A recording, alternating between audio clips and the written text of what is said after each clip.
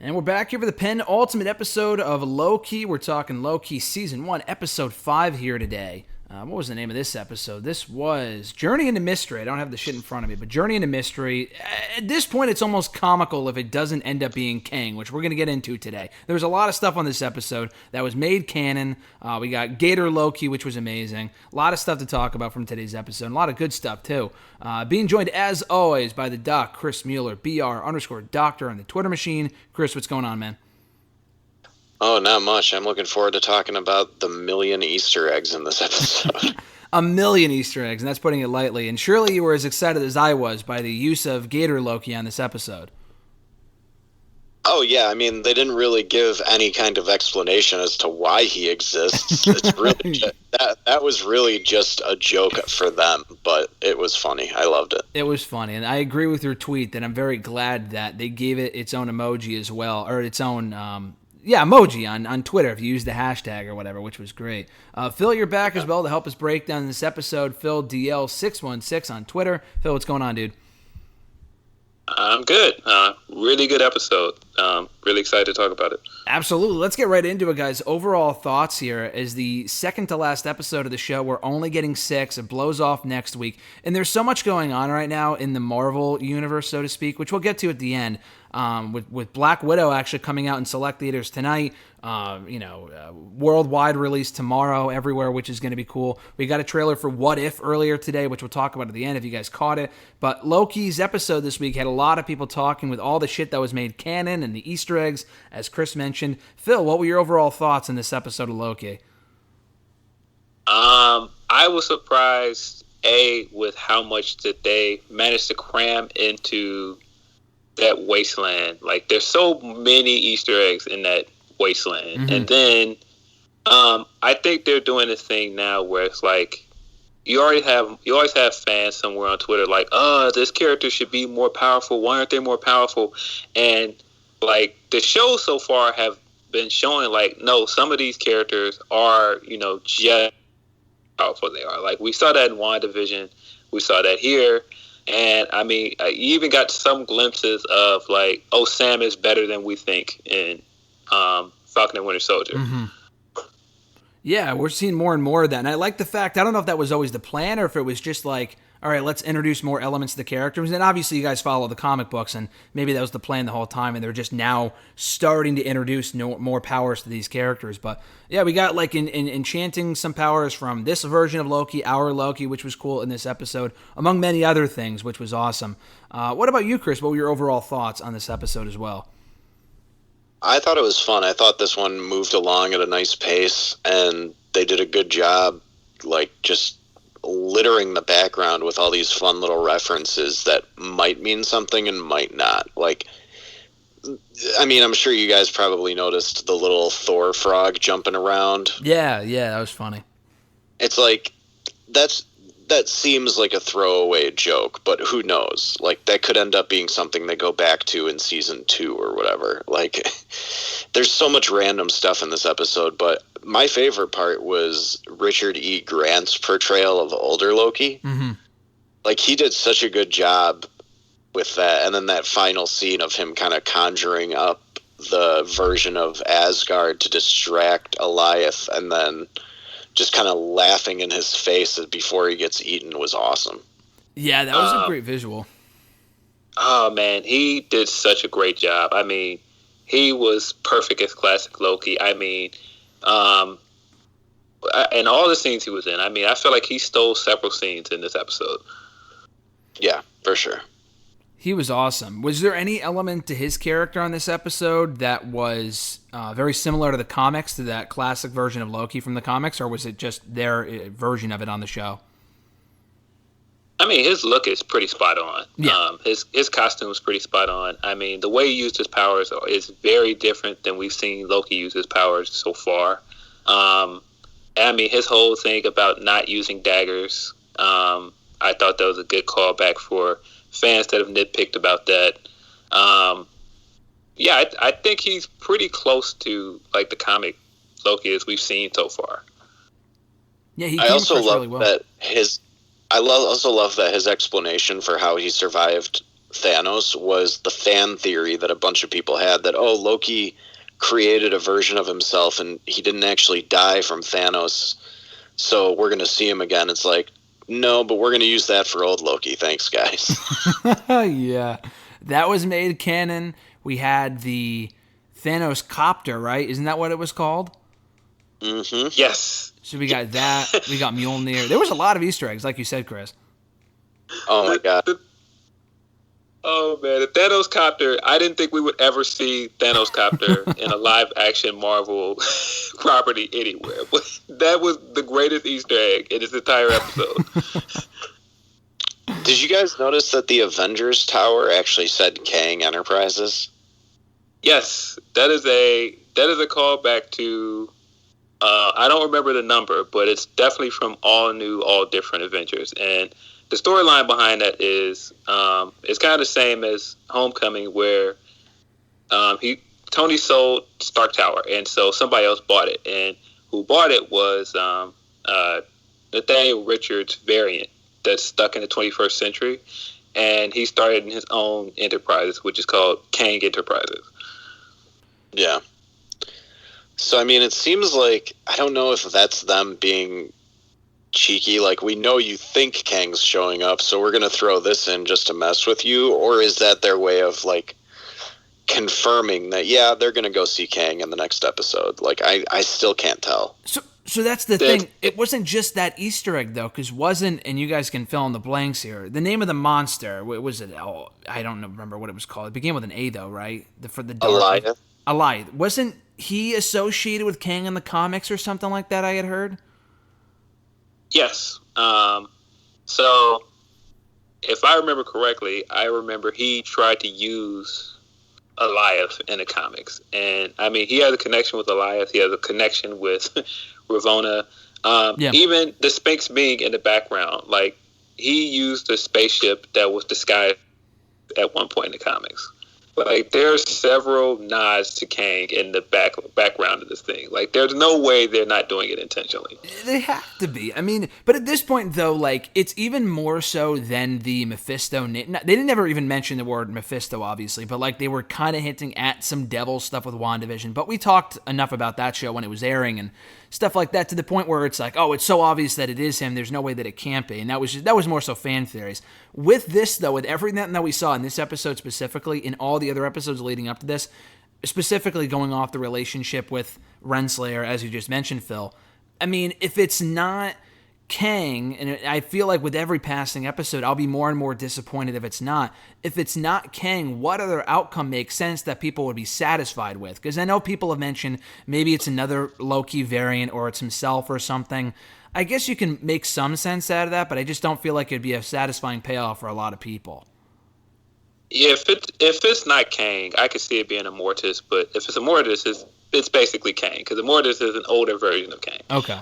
So if it's not Kang, it's going to be a version of Kang that at some point leads to Kang. Okay, that makes sense. I mean, as long as that's where we're headed at some point, which obviously we are, because he's already been casted for. He's already been cast for Ant-Man 3, so it could be a scenario where who is the other person I'd heard rumored for it? He Who Remains or something like that. Isn't that a character from the comics as well? I don't have any knowledge of that character. Is that a nickname for the Living Tribunal? Yes. Because we saw head. We saw like a statue head of him in this episode. Okay, so that's who I had heard was another idea or another possibility, which I don't know. I feel like we could get someone else as the big bad of the show, and they're really building it up. Like, they're saving it for the last episode. That was the last shot that we saw was Loki entering the castle or whatever. So I don't know. I just feel like if it was anyone else, and then maybe they do a post-credit scene where it hints at Kang, that's cool too. But I don't know. I don't know. I don't know what else would make sense. What about you guys? I mean, if anything else, they've already confirmed that there are Nathaniel Richards variants. Yeah. So for them to do that lets me know that, and I mean, we already know we're getting Kang at some point in the MCU. So if nothing else, like, I feel like there's going to be some kind of nod to him by the end of the show.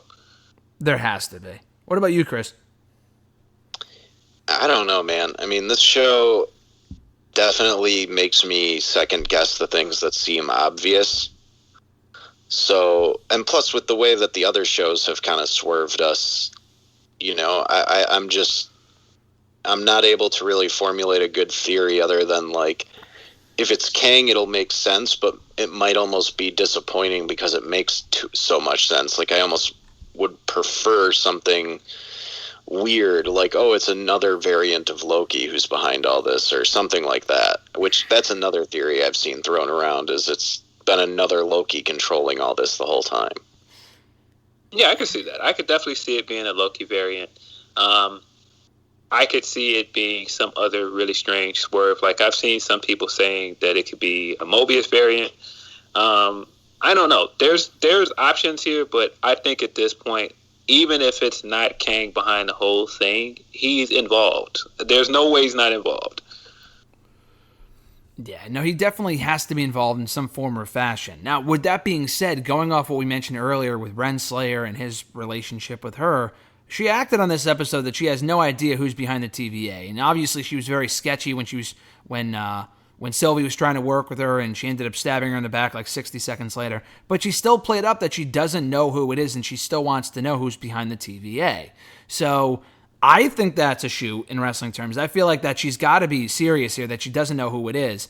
And yes, in the comics they're a thing, but do you think that as far as the show is concerned, that they might be building to that, and it's not already established that they're together? It's not like, oh, this is my boyfriend, Renslayer, or this isn't my boyfriend, King the Conqueror or whatever. But they could be, planting the seeds for that or whatever. So, what do you guys think? Chris, I'll start with you. What about this whole Renslayer thing? Is she in on it, or is she not in on it? Because it looks like really that she's not.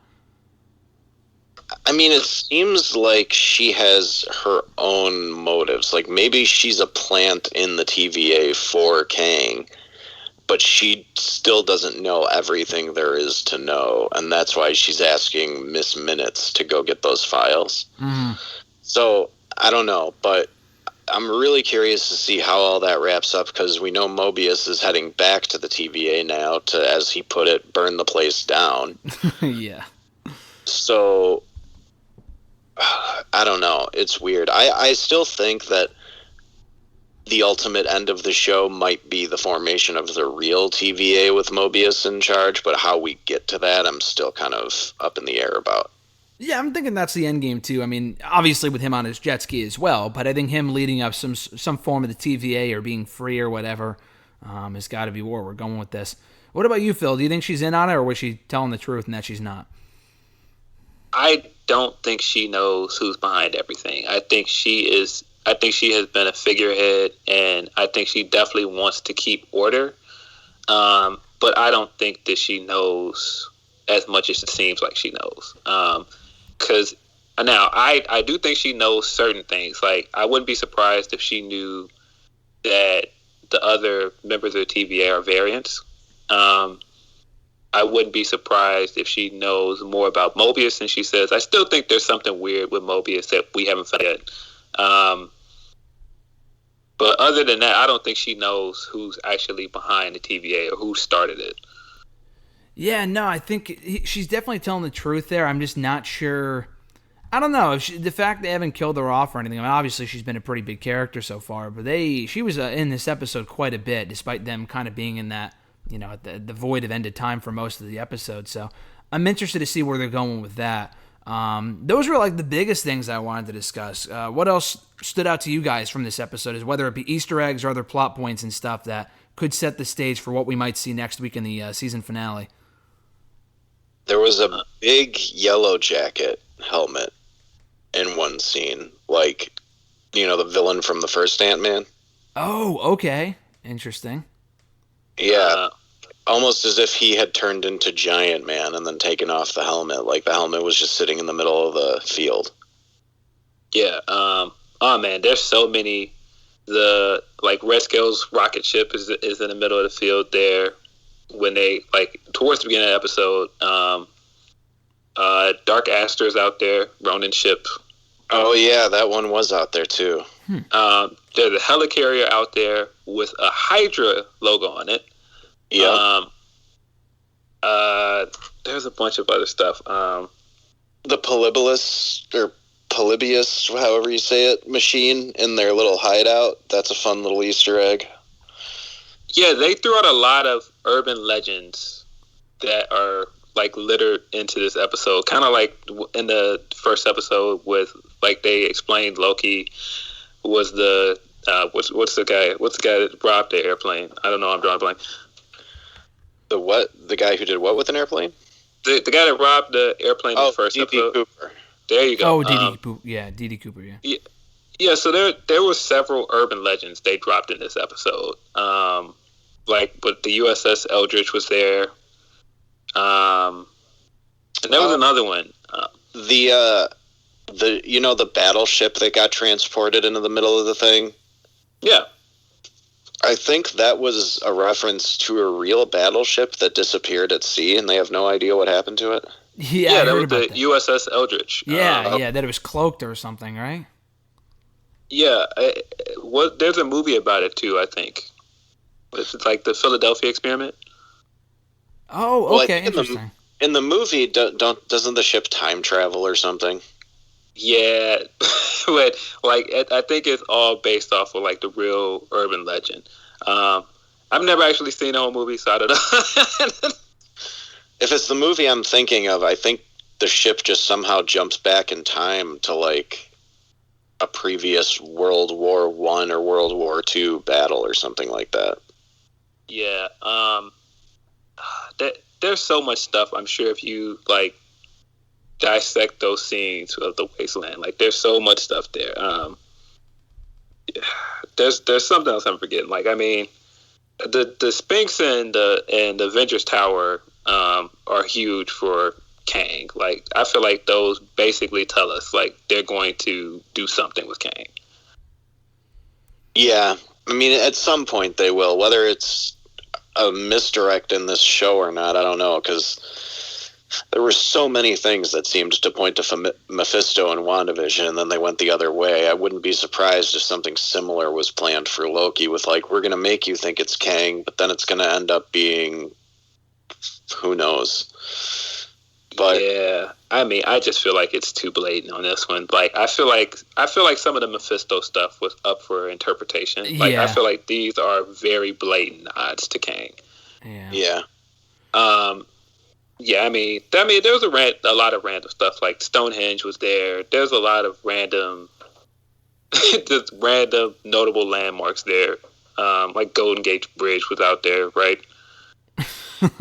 Yeah. And then the castle at the end, when they like enchant the thing and kind of opens up a portal and you see that castle off in the distance. I mean, I know that Kang has his own fortress, but that didn't necessarily look like Chronopolis to me. No, it looked like an actual like castle that was ripped out of some part of history. Yeah. I've seen some people try and say it looked like Doomsday. I'm not buying that. Like, I think people are trying to jump the gun to Fantastic Four. They're not bringing in Doom until they bring in the Fantastic Four, I don't think. And that's going to be a while. Yeah, I don't see that happening until they're ready to pull the trigger on that. And they've got so much other stuff they're setting up in this. I don't think they would just randomly go, yeah, let's also set up Doom while we're at it. Nah. I saw one theory where the guy was like, I don't think this is possible, but it would be my favorite thing ever if it happened. And it's, what if it's Deadpool? What? Like, that's how they bring Deadpool into the MCU, is he just somehow figured out how to travel across time and space, and now he's controlling all this shit for some reason. Like, it makes no sense, but I would laugh so hard if it ended up being something that ridiculous. Like, I would be so mad. Yeah, like, I don't think we're going to get a Ralph Bohner-style reveal where it's just something stupid that doesn't mean anything. But I almost hope it is something just completely ridiculous that nobody expects, but that they can still make satisfying to, like, lead into other things. Because at this point, Kang is, like, that's what everybody expects it to be, and if it is, great. But if it's not, I think I'd almost be happier because I'll be genuinely surprised. Yeah. Yeah, I just at this point, like I feel my guess is it's Immortus, and that's gonna tie into Kang. But I just, man, I can't see us not getting at least a post credit scene with Kang at this point. Yeah, I mean, the other stuff, like they made a lot of points to go into like the romantic stuff in this episode, and I was sitting there like, okay, I almost feel like this whole romance thing with Loki and Sylvie is a swerve. Like, I feel like there's something gonna happen with that. Like, I feel like either she's gonna turn on him or something else is gonna happen. Yeah, they could have her do the whole heroic sacrifice, or who knows. But yeah, I don't see it ending with them like kissing and holding hands. I just don't think that's the way they're gonna go with this. And frankly, I don't think it's the way that I don't think they should. Like, you know, they've already fed into it enough to placate people's shipping, whatever they want to call it. But yeah, I don't need to see that necessarily. No. Yeah, it's just the fact that they kept saying throughout this episode, Loki's always find a way to do this. Why do we always do this? Why do we always betray each other? Like for you know, the President Loki variant to come in, and they have like this whole scene that goes into basically like a Loki cannot be trusted. Like, I feel like some people might be using that to think, okay, well, Loki's going to turn on Sylvie, but I think it's the opposite. I think Sylvie could possibly turn on him, and it just seems like she's so obsessed with finding like who started T.V.A. and getting her revenge that I don't feel like any of this was ever about Loki for her. And I mean, she said that in the very first episode that she appeared in. Yeah. I mean, that would make sense. I'm honestly expecting a betrayal of some sort, even if it's something that's like not like a full-on heel turn, but like a little betrayal like what we got in Ragnarok with Thor and Loki. I could see something along those lines. We never saw where Kid Loki ended up going, so maybe he secretly follows them through the little portal and he plays some factor in the end. Who knows? Good. Yeah. So Gator Loki, who knows? Maybe he saves the day. Kid Loki is very interesting to me. I was sitting there when he said that he killed Thor, which was one of the biggest reveals of this episode. I was like, okay, but Kid Loki in the comics, his whole story is he's trying to redeem himself after he got killed in Siege and he came back as a kid. I was wondering, like, was he lying? And what in what way would he be able to kill Thor? Like, I was just wondering what's behind that. I don't know. I mean, we know him and Thor were kids at the same time, so maybe that one time he turned into a snake and bit him, it was lethal. Who knows? Yeah, there was definitely something to it, because he just said it so matter of factly, like, I killed Thor. And it's like, yeah, but like that's. And it's also something else he said later in the episode where he was saying every time we try to better ourselves, we get sent here to die. Yeah, well, because it seems like Loki's path is always to be defeated as a villain. So anytime he deviates from that, the TVA shows up. But I don't know. This version of Kid Loki is so different because he's not reincarnated Loki that we know. He's a variant that's just still a child. So I don't know if it necessarily matters that he killed his Thor, and maybe that's the reason he's so much more trustworthy and good, is because he has such regret about that. Because Loki clearly grew to love his brother by the end of Ragnarok because those feelings were always there. So if he had successfully killed Thor, he probably would have felt guilty about it. Yeah, maybe so. I don't think that's a throwaway line for him to just say, you know, every time we try to redeem ourselves, this is where we end up. Mm-hmm. And I mean, that further leads me to believe that Loki trying to redeem himself and do the right thing, you know, something will happen here where somebody's going to turn on him. And that leads me to Sylvie. Like, I just don't feel like he's going to get this great happy ending out of this. Yeah. Especially with the second season, too. Also, there was one line that kind of threw me for a second when when Loki was following all the other Lokis back to their little hideout, old Loki was like, you'd be wise to mind the boy, this is his kingdom. Like, why would he say that was Kid Loki's kingdom? Well, I mean, that's because, Had he just been there the longest? I think they followed him because, for whatever reason, well, I mean, I guess because he's like, I killed Thor. None of the rest of you have been able to do that. So he had gained their respect in that way. And, you know, the other boastful Loki was trying to take his kingdom, which is really not a kingdom. And it says everything about who Loki is as a character, that even in this wasteland where he cannot get out, that he would be like, I am ruler here. Yeah, that's just who he is. Boastful Loki cracked me up. That guy did a good job.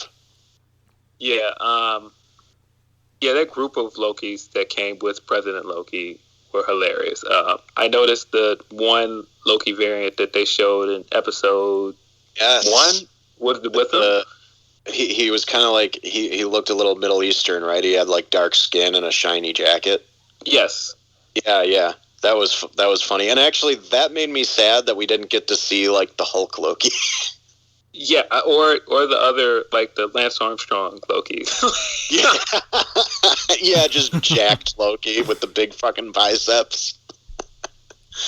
Oh man, that would have been great. Yeah, they definitely had to pick and choose what to include, because they could have thrown so many references to things in here.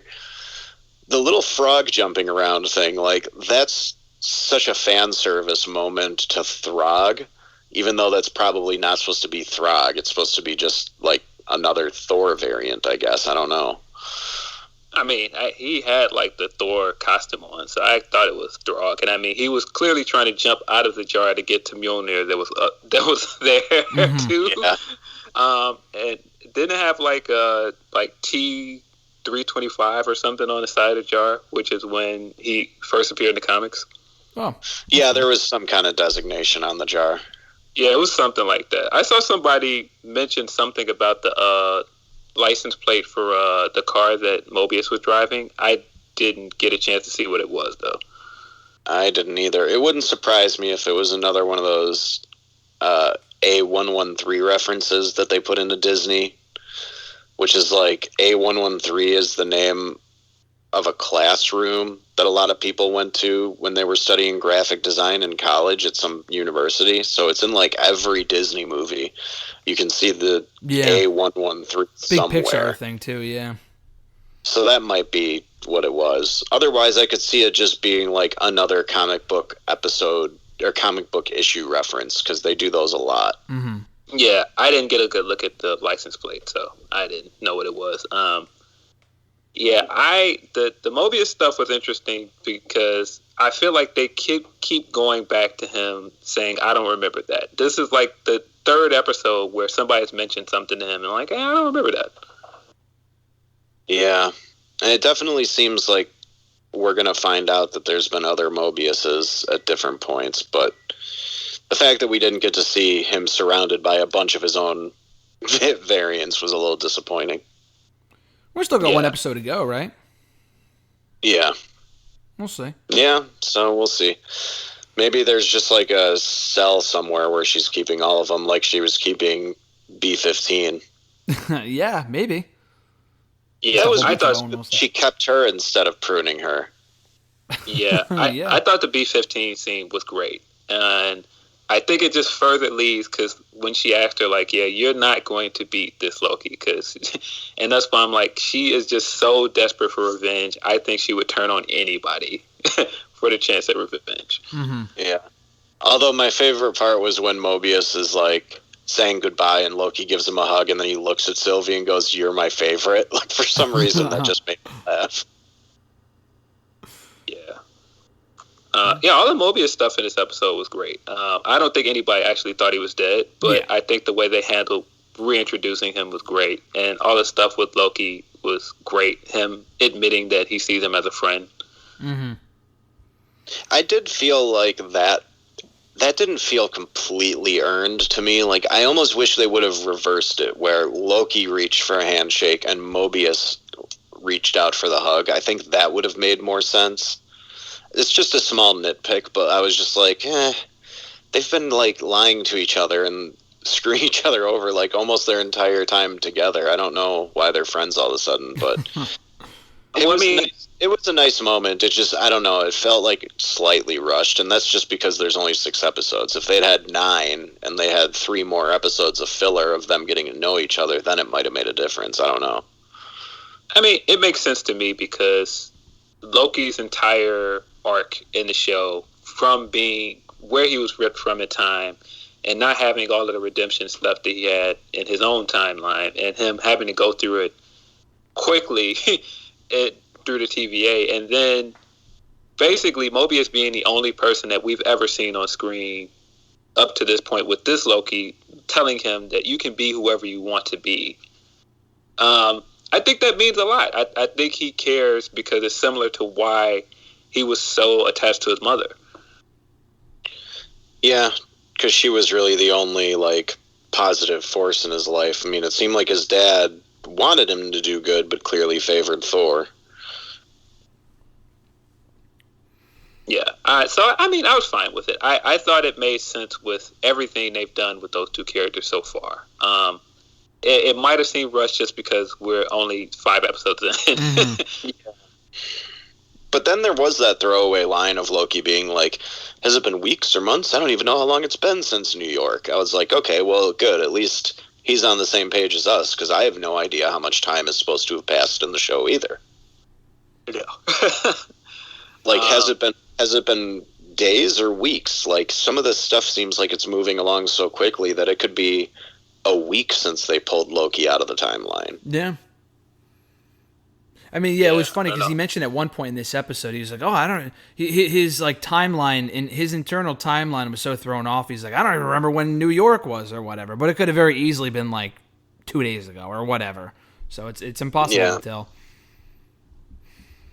He's been through a lot, but we'll see what this last episode entails. I think there's some pretty good predictions, but I think they'll wrap it up nicely. And the fact that we kind of have a hint that there will be a second season, which is yet to be officially confirmed, probably tells you that I don't think Mobius is going anywhere. I don't know if Sylvie would be a part of it, but I'd be surprised if she wasn't.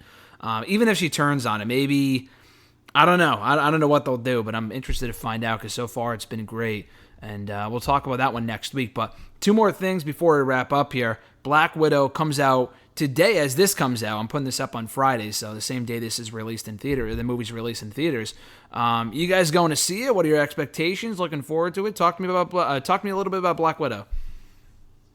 I'm interested in the movie. I'm not as excited as I would have been if they put this movie out years ago. Yeah. I think it's going to be a good movie. It's not something I'm in a hurry to see, so I might not see it this weekend, but I'm definitely going to go see it. Yeah. Yeah, I'm definitely going to see it this weekend, whether I pay for it or try to find it somewhere that doesn't require me to pay for it is the question, but... You tell me you're not going to pay $30 for it on Disney Plus, Chris? I mean, God. That's ridiculous. That's such a... Like, that's more than what a DVD would cost. Like, it's a ridiculous asking price. If they did it for $19.99, I think I'd probably have no problem with it. Yeah, $30 is a lot. $30 is just, that's too much. It's too much for one movie. Yeah. Like, even if I went to the theater and bought popcorn, a soda, and Skittles or whatever the fuck it like, still wouldn't cost me $30. So, yeah. I mean, I don't know. Maybe if I went down to Chicago, it would, but up by where I'm at, it's, I don't know. But I'd have to go like at least 45 minutes to a theater if I wanted to see it. Okay. And yeah, it's just easier to watch it at home. And if I'm up late tonight when it drops, I may just say fuck it and do it. But who knows? We'll see. We'll discuss it more next week, and by that point, we'll obviously do a formal review at some point, and you just got to avoid spoilers. I'm not sure how many spoilers there's actually going to be, just considering when this movie takes place, but, I mean, it's going to be nice to have a Marvel movie back in theaters for the first time in exactly 2 years. I mean, Far From Home came out this weekend 2 years ago, so it's going to be nice to have that back. And then one more thing, the trailer for What If finally came out today. We discussed this a lot in the last couple of months. We were wondering what the next show would be. I thought they would wait until like next week to announce the next show after Loki, but they're already promoting it now. I believe it comes out August 11th, right, Chris? You had tweeted that was on your birthday? Yes, releases on my birthday, August 11th. That's an awesome gift. Same birthday as Thor, Chris Hemsworth. Ah. And the man he's going to play in a biopic, Hulk Hogan. That's so funny. Oh man, that's gonna be it's gonna be cool that it's dropping only a month from now. That's only just 4 weeks on that same Wednesday, so that's fantastic. And we didn't really know a lot about What If up until, I mean, we knew what it would entail, obviously, but we did that short, very short clip with the preview of it during, what was it, D3 or whatever the fuck it's called, the Disney Expo last year. That was in like December, so we finally got new footage. It was like a 2.5-minute trailer. Great stuff. And it looked really, really good. So, Chris, I'll start with you. What were your thoughts in the trailer? And you got to be looking forward to the show, right? Yeah, I mean, we got a little glimpse of Howard the Duck, so we know he's going to be in at least one episode. I'm very curious to see if they actually have Seth Green do the voice like they did for Guardians. Yeah. I think the episodes that I'm probably looking forward to the most are the Peggy Carter becomes Captain America, Captain Britain episode, and the one where T'Challa becomes Star-Lord. Those are the two concepts that interest me the most. But, I'm just very happy to see that it's pretty much going to be the entire MCU cast actually doing the voices, because that's just going to make it feel more like it actually fits. Yeah, definitely. I'm glad, and I'm surprised, too, because, well, not surprised, but most of the people did the same voices. Chadwick Boseman was a part of this, right? Because we heard from his character on the show, and it didn't sound like him, so I was a little surprised by that. Yeah. It's him, and it was one of the last things he did before he passed with the recordings of this, so we will hear him in it. But I've also found that a lot of people, when they appear in animation, don't always sound the same as they do in a movie. Like, if you ever look back at the episode of The Simpsons where Bret the Hitman Hart appears, it does not sound anything like Bret Hart. Mm-hmm. And I don't know why that is. Like, maybe there's this weird mental disconnect with when we don't see somebody's real face, we see it a different face, the voice sounds different. But, like, even when they had Tony Stark talking in that trailer, you can tell it's Robert Downey Jr., but it doesn't quite sound exactly the same. Wait a second, you're telling me that's Robert Downey Jr.? I think everybody voices their characters from the MCU. I'm going to be honest with you. I thought that was somebody else because I'm like, oh, that sounds similar. It's cool they got someone similar because that doesn't sound like it's him. That's crazy. No, yeah, I'm pretty sure. I mean, I could be wrong. Let me look this up to see if he's actually in the cast list, but I'm pretty sure they got everybody who's going to have a character in it. Wow. So I think Michael B. Jordan is actually playing Killmonger again. Cool. Michael Rooker sounded exactly the same, so I'm like, okay, he's a part of this. I had heard that Chadwick was a part of this because it was one of the last things that he had done, but it just didn't sound like him, so I wasn't sure. And then Robert Downey Jr. sounded even less like him, so I'm like, oh, it can't be him. But if it is, that's crazy. Yeah, Well, it looks cool from everything. I mean, just the visuals and all the callbacks to all these other things looks cool. And I mean, I think it's very clear that they're pushing on the multiverse stuff here. So, yeah, like, because this is supposed to be Uatu is just like viewing alternate timelines, right?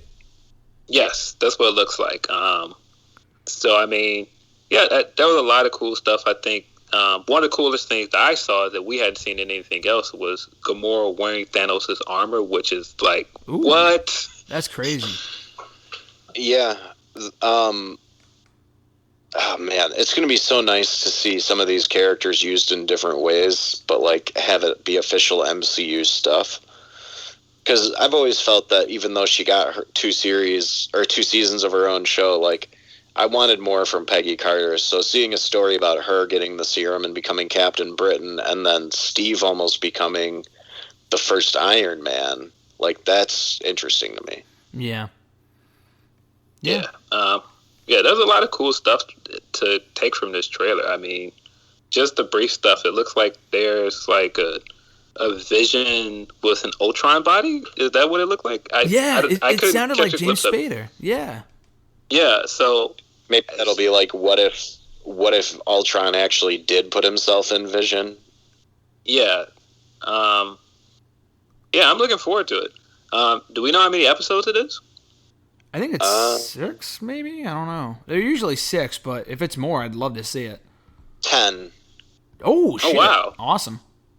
And then it says that they've already confirmed a second 10-episode season. Wow. Holy shit. Well, that's going to take us through, if it comes out in August, probably through late October. That's crazy. Damn. Yeah. Well, I mean, a second season probably will take a couple of years. Oh, no, yeah. I'm just talking about for that first season alone for the 10 episodes. That's pretty cool. Yeah, and isn't there... there's another show that they already confirmed is debuting this year, too, right? I think Hawkeye is coming out this year, right? Or did they move that? Ironheart, maybe? I don't know. Or Armor I don't Wars? even know I don't know. I mean, I think they might already be done filming Hawkeye. I don't even know if they've started filming Ironheart yet. Maybe it's not I Ironheart. think it's in production, but I don't think it's done yet. I think they're definitely done filming Hawkeye, though. Okay, that would make sense. Yeah, that could be. I thought that was November, but I could be wrong. So we'll see. But I'm looking forward to that too. No, the show looks great. I thought the trailer was really promising, and it is cool. They got a lot of the same people. Did you end up seeing if they have Robert Downey Jr. in the show, Chris, or no?